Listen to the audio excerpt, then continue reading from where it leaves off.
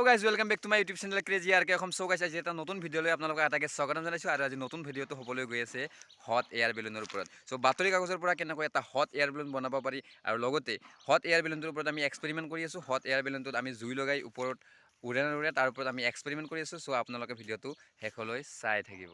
So guys, আমি দেৰি নকৰি ভিডিঅ'টো আজি আৰম্ভ কৰো। ফ্ৰেণ্ডছ, হট এয়াৰ বেলুন বনাবলৈ আমাক বাকী একো নালাগে, এখন নিউজ পেপাৰ লাগিব আৰু নিউজ পেপাৰখন সমানে মাজেৰে ভাঁজ কৰি লৈ কিনে যিখিনি অলাগতিয়াল অংশ এই অংশখিনি আমি এতিয়া কাটি পেলাম।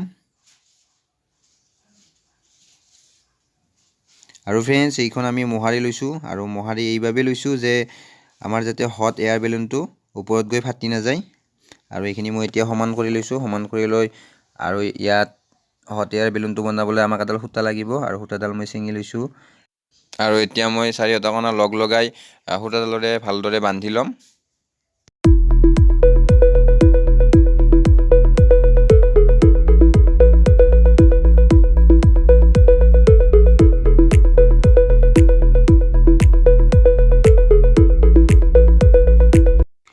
গাইজ, আমাৰ হট এয়াৰ বেলুন অলৰেডি সম্পূৰ্ণ হৈ গ'ল আৰু এতিয়া আমি কিছু আঁতৰত লৈ আহিছোঁ আৰু আঁতৰত লৈ আহি আমি হট এয়াৰ বেলুনটো এতিয়া জ্বলাই দিম। আপোনালোকে ভিডিঅ'টো চাই থাকক সম্পূৰ্ণকৈ। মই ওলোটা কৰি পেলাই মাটিত থৈ দিছোঁ আৰু এতিয়া জ্বলাই দিম হট এয়াৰ বেলুনটো। আপোনালোকে সম্পূৰ্ণকৈ ভিডিঅ'টো চাই থাকক। হট এয়াৰ বেলুনটো জ্বলাবলৈ গাইজ আমি চাৰিওটা কোণাত একেলগে জুই লগাই দিব লাগিব আৰু এতিয়া মই চাৰিওটা কোণাত একেলগে জুই লগাই দি আছোঁ। গাইজ, বেলুনটো জ্বলি জ্বলি এটা গৰম ভাপৰ সৃষ্টি কৰিব আৰু যিটো ভাপে বেলুনটো ওপৰত উৰুৱাই লৈ যাব। এয়া গাইজ লাগি আছে, দেখিছে? এয়া গাইজ গৰম হৈছে আৰু ওপৰত উৰি গুচি গৈছে। এয়া আপোনালোকে চাই আছে, দেখি আছে গাইজ, এয়া যথেষ্টখিনি ওপৰত উৰি গৈছে। গাইজ, দিনৰ পোহৰৰ বাবে বেলুনটোত ভালকৈ জ্বলি থকা দেখা নাপায়। আমি গাইজ ৰাতি উৰুৱাবলৈ এতিয়া চেষ্টা কৰিম। এয়া গাইজ আমি ৰাতি জ্বলাই আছোঁ আৰু এন্ধাৰত কেনেকুৱা দেখি আপোনালোকে চাই থাকিব। এয়া এটা পোহৰত জ্বলালোঁ আৰু এইটো গাইজ আমি এন্ধাৰত জ্বলাম।